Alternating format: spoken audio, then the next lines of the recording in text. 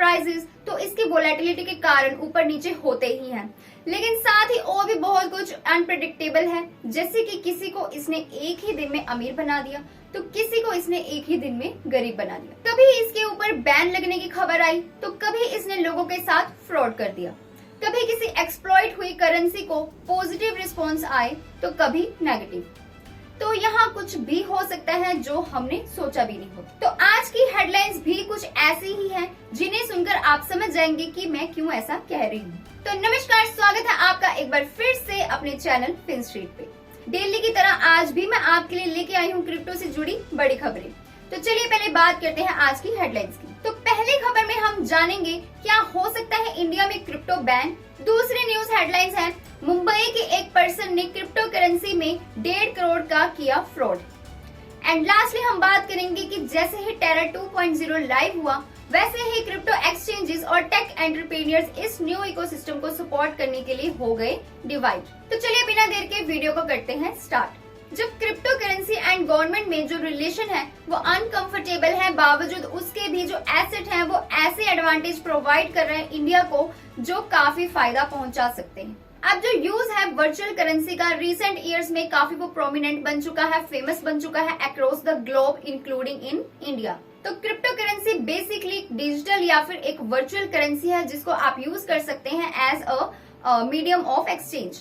तो क्रिप्टोग्राफी जो है ये आपको प्रोवाइड करती है एक स्ट्रॉन्ग सिक्योरिटी, और इस सिक्योरिटी के चलते ये इम्पॉसिबल है इसको कोई काउंटरफीट कर सके या फिर इसको कोई डबल स्पेंड कर सके। अब इंडिया में जो क्रिप्टो की जर्नी थी वो स्टार्ट हुई थी अराउंड 2013 में, जब इसको रिजर्व बैंक ऑफ इंडिया का यानी आरबीआई का सपोर्ट नहीं था, और जो सेंट्रल बैंक है उन्होंने एक क्लियर कट वार्निंग दे दी थी कि ये जो वर्चुअल करेंसीज हैं ये लीगल टेंडर नहीं बन सकते इंडिया में। अब फिर अप्रैल 2018 में जो फाइनेंस मिनिस्ट्री है उन्होंने अपॉइंट की थी एक कमेटी को ड्राफ्ट बिल करने के लिए रिगार्डिंग क्रिप्टो करेंसीज। अब ये जो मिनिस्ट्री इन्होंने स्टेट किया कि ये क्रिप्टो करेंसी को बैन करने के फेवर में नहीं है।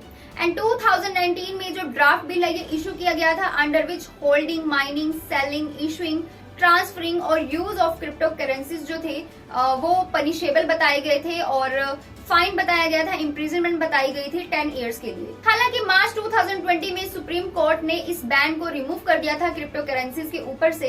एंड 2021 में जो फाइनेंस मिनिस्टर है निर्मला सीतारमण, उसने ये स्टेट किया था राज्यसभा में कि जो गवर्नमेंट है उसने अभी तक तो कोई लीगल एक्शन नहीं लिया है, कोई स्टेप नहीं लिया है बैन करने के लिए क्रिप्टो करेंसीज एडवर्टाइजमेंट्स को इंडिया में, बट इसके अलावा इसके थ्रू आरबीआई एंड जो सेबी है यानी कि securities and exchange board of India, उन्होंने क्रिप्टो करेंसी के रिगार्डिंग अवेयरनेस को जरूर बढ़ावा दिया है। अब यूनियन बजट 2022 टू 2023 जो गवर्नमेंट है वो कैटेगरीली मेंशन उसने किया कि जो ट्रांसफर है किसी वर्चुअल करेंसी का या क्रिप्टो करेंसी एसेट को, उसमें 30% का टैक्स लागू होगा। और कई इन्वेस्टर्स ने इस बात से एग्री भी किया, उन्होंने इस अनाउंसमेंट को एक्सेप्ट किया, क्योंकि उनके अकॉर्डिंग ये फर्स्ट स्टेप था क्रिप्टो करेंसी का जब उसको एक लेजिटिमेट एसेट माना जाना जाएगा। अब इंडिया में एक एस्टिमेशन के अकॉर्डिंग नियरली 15 मिलियन जो इन्वेस्टर्स है वो इन्वेस्ट करते हैं क्रिप्टो करेंसीज में, और जो इंडियन क्रिप्टो मार्केट है वो ग्रो हो रही है at a healthy rate past few years के कंपैरिजन अगर देखा जाए। एंड ऐसा माना जा रहा है कि ये $241 मिलियन तक पहुंच जाएगा 2030 तक आते आते।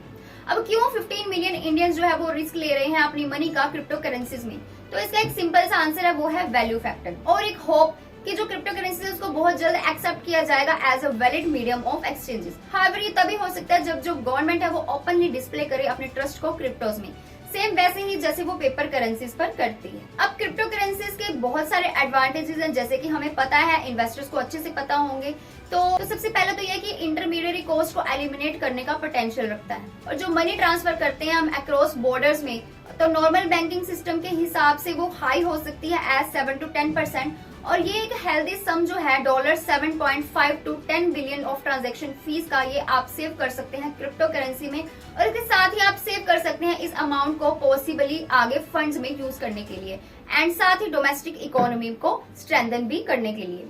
तो प्रेजेंट की अगर मैं बात करूं तो अबाउट 50,000 जो इंडिविजुअल्स है वो इस वक्त क्रिप्टो इंडस्ट्री में इन्वेस्ट करते हैं, और ये अमाउंट जो है ये आगे भी और बढ़ सकती है। तो मोर ओवर जो क्रिप्टो करेंसी है उसने प्रूव किया है कि वो सोशली भी बेनिफिट प्रोवाइड करता है। इंडिया में क्रिप्टो ने कोविड रिलीफ फंड में $36 मिलियन डोनेट किए हैं।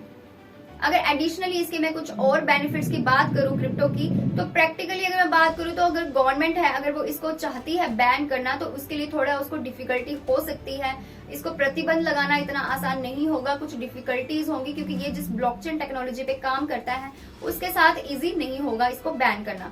लेकिन अगर अथॉरिटी फिर भी बैन लगाना चाहती है तो उसके लिए उन्हें डेवलप करना पड़ेगा एक सर्वेलेंस सिस्टम को, जो कि लोकेट कर सकता है एक पासवर्ड को और सीड फ्रेजेस को। इंडिया में large crypto user base created है, और ये जो बैन है, अगर ये बैन हो जाता तो ये यूजर्स को एक एलिजिटिमेट मीन्स में या फिर ब्लैक मार्केटिंग की तरफ ये ले जाएगा, लीड करेगा।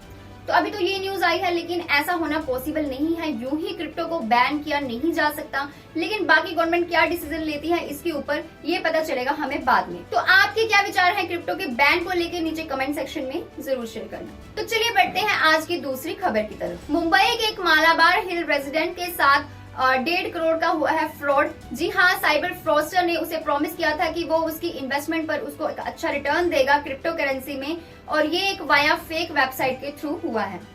अब कंप्लेनेंट ने, जो कि काम करता था फाइनेंशियल अकाउंट्स का, उसने एफआईआर दर्ज की है मालाबार हिल पुलिस स्टेशन में, जिसमें उसने पुलिस को बताया है कि 2018 में जब वो ऑस्ट्रेलिया में था तो उसने अपना एक अकाउंट ओपन किया था क्रिप्टो एक्सचेंज ट्रेडिंग प्लेटफॉर्म के ऊपर, एंड उसमें उसने ट्रांसफर की थी मनी इन AUD में। इसके साथ ही उसने एक अनदर अकाउंट भी ओपन किया था किसी दूसरे क्रिप्टो एक्सचेंज प्लेटफॉर्म के ऊपर, और इसके साथ ही जहां वो 2020 में उसने कुछ लॉस सफर किया, कुछ लॉस से उसको गुजरना पड़ा, वही उसने AUD के थ्रू प्रॉफिट भी अर्न किया 1.5 लाख का मार्च 2021 में। और जब वो इंडिया वापस आया तो एक दिन वो ऐसे ही किसी वेबसाइट से स्क्रॉल डाउन कर रहा था, एंड उसको किसी ने इन्वेस्ट करने के लिए बोला USD में। तो इनिशियली उसने एक स्मॉल अमाउंट इन्वेस्ट कर दी, एंड नो डाउट उसने इससे प्रॉफिट भी कमाया, लेकिन बाद में उसको दोबारा ज्यादा इन्वेस्टमेंट करने के लिए बोला गया, एंड उस अमाउंट को विड्रॉ ना करवाने के लिए बोला गया। इसके साथ ही उसको बोला गया कि वो USD 1800 की टैक्स फी भी पे करे। अब जब ये सारा कुछ उसने कर दिया तो बाद में उसे पता चला कि उसका अकाउंट जो है वो फ्रोजन हो गया है, रुक गया है, एंड जो वेबसाइट है वो भी शट डाउन हो गई है। तब उसको रियलाइज हुआ कि उसके साथ किसी ने फ्रॉड किया है। तो ऐसे फ्रॉड्स के काफी केस सामने आते रहते हैं। लास्ट ही वीक 4 को पुलिस ने एक पर्सन को अरेस्ट किया है, जो कि ग्रेजुएटेड था और 23 ईयर उसकी एज बताई गई है, जिसने इन्वेस्टर को 1.5 करोड़ रकम के साथ ऑफर किया था कि वो क्रिप्टो करेंसी में इतनी मनी इन्वेस्ट करे और उसको वो अच्छा रिटर्न देने वाला है। तो ऐसे फ्रॉड से आपको बच के रहना है, इनके ऊपर आपको बिल्कुल बिलीव नहीं करना, ऐसी फेक वेबसाइट से आपको बच के रहना है।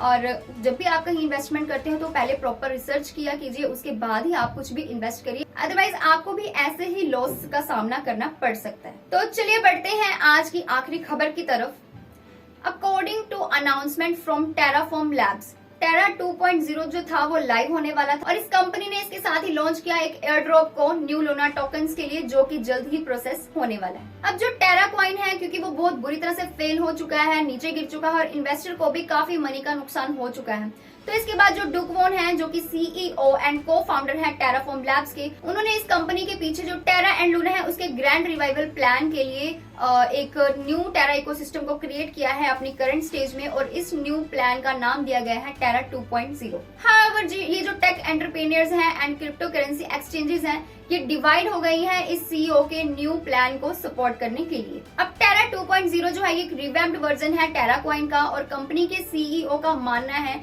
कि वो इन इनवैलिड ब्लॉक्स को वैलिडेट करने के लिए, एज वेल एज जो ब्लॉकचेन नेटवर्क की जो ट्रांजैक्शंस है उनको वैलिडेट करने के लिए इस कॉइन को एक दोबारा से एक अच्छा उछाल मिलने वाला है।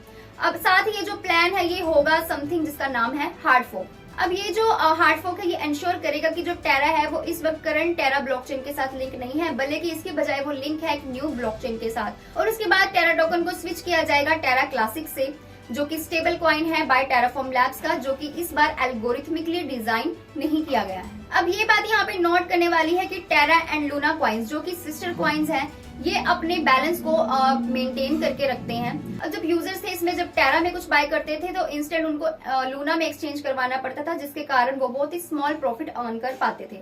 अब दोनों कॉइन्स के क्रैश होने के बाद, सप्लाई डिमांड रेशियो के ब्रोक होने के बाद, अब सिर्फ एक ही वे बचता था CEO के पास, और वो था इन कॉइन्स को रिवाइव करना।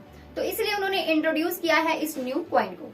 तो जैसे कि जो टेरा 2.0 ये लाइव हुआ था मई 28 को 6 AM UTC में, तो कंपनी ने लॉन्च किया है air drop new Luna tokens के लिए, जो कि जल्दी प्रोसेस होने वाले हैं। इसके साथ ही कुछ ग्लोबल क्रिप्टो करेंसी एक्सचेंजेस है जिन्होंने अपना सपोर्ट दिखाया है इनको लेके, जिनमें इंक्लूड है Binance, FTX, Crypto.com, Huobi, Bitfinex, Bybit, Gate, IU, Bitrue and KuCoin, जिन्होंने ये अनाउंस किया कि इस न्यू मॉडिफाइड वर्जन ऑफ टेरा के लिए वो पूरा अपना सपोर्ट दिखाएंगे। अब इसमें बाइनांस की अगर मैं बात करूं तो ये बाइनांस जो कि ग्लोबल क्रिप्टो करेंसी एक्सचेंज है, ये पहले बिल्कुल इसके खिलाफ था, ये बिल्कुल इसने इसको क्रिटिसाइज किया था और अभी बाइनांस का कहना है कि वो टेरा टीम की रिकवरी प्लान में उनका पूरा साथ देंगे, उनको पूरा सपोर्ट करेंगे। इसके साथ ही FTX ने भी अनाउंस किया है कि वो इस न्यू लूना टोकन को पूरा सपोर्ट देंगे। हालांकि इंटरेस्टिंग बात यहाँ पे ये है कि बाइनांस के CEO CZ ने पहले इसको क्रिटिसाइज किया था, इस हार्ड फोर्क प्लान को टेरा ब्लॉकचेन इकोसिस्टम में, और इसके पीछे भी रीजन था क्योंकि उन्हें पहले ही किसी स्टेबल कॉइन से काफी लॉस हो चुका था।